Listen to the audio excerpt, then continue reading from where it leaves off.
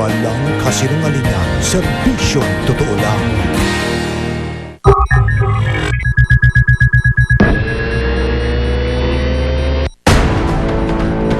Magandang gabi po, ako si Mike Enriquez at ito ang investigador sa programang ito, ang mga abusado at ang mga manloloko. Hindi natin tatantanan.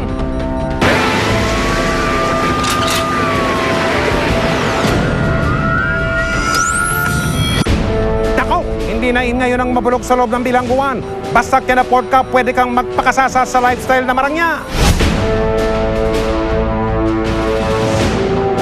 Bawat araw tumataas ang bilang ng mga nabibiktima, naabuso at napapariwara. May mga ahensya ng gobyerno na dapat sana nagbabantay dito, pero sila mismo pinagbibintangan ng katiwalian at pang-aabuso.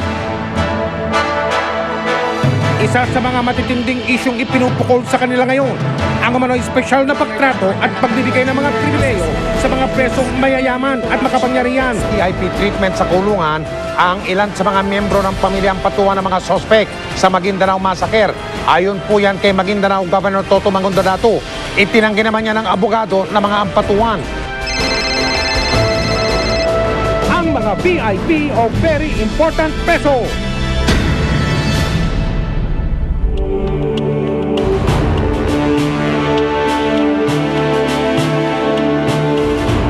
Masikip, magulo at mainit. Ganyan ang kalagayan ng karamihan sa mga kulungan sa Pilipinas.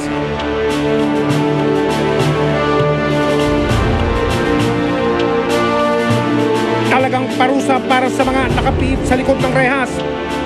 Sa kasalukuyan, umabot na sa mahigit 400% ang tinatawag na congestion rate ng mga city jail sa bansa. Pero tila ibang nasaksiyan ng informante yung tatawagin natin na si Joey. Hindi raw lahat ng preso ay nagdurusa.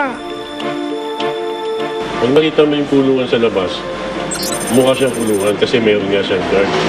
Pero pag pumasok ka sa loob, hindi. Gusto na raw niyang palayain ang mga sikretong matagal nang nakakulong sa kanyang kalooban. Doon, pag mayaman ka, VIP ka, lahat pwede kang magkaroon.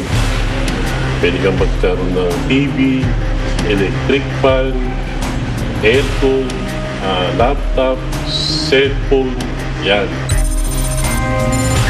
Sa bikutan nag-umpisa ang aming pag-imbestiga.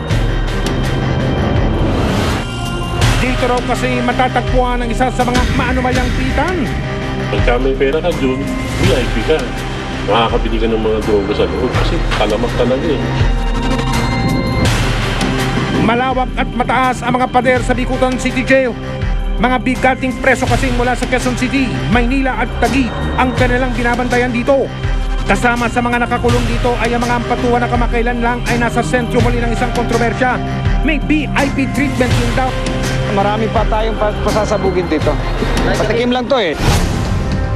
Ilang metro ang layo mula sa kulungan ng mga ampatuan, makikita ang Manila City Jail Extension. Ito ang totoong target ng aming pag-imbestiga. Sa gate ng kulungan, katulad ng ibang bumibisita, pumila at kinapkapan din ang aming informante. Mukhang pasado naman sa pag-iikpit ng mga bantay. Pero don't judge the book by its cover, kumbaga. Dahil sa loob daw nito, kasamang nakakulong na mga preso ang ilang kahindik-hindik na sikreto. Sa unang tingin, isa itong pangkaraniwang kulungan, pero nang mapasok na ang mga selda, nagulat kami sa aming nakita. Teka, tama ba itong napuntahan namin? Kulungan ba ito? Kondo?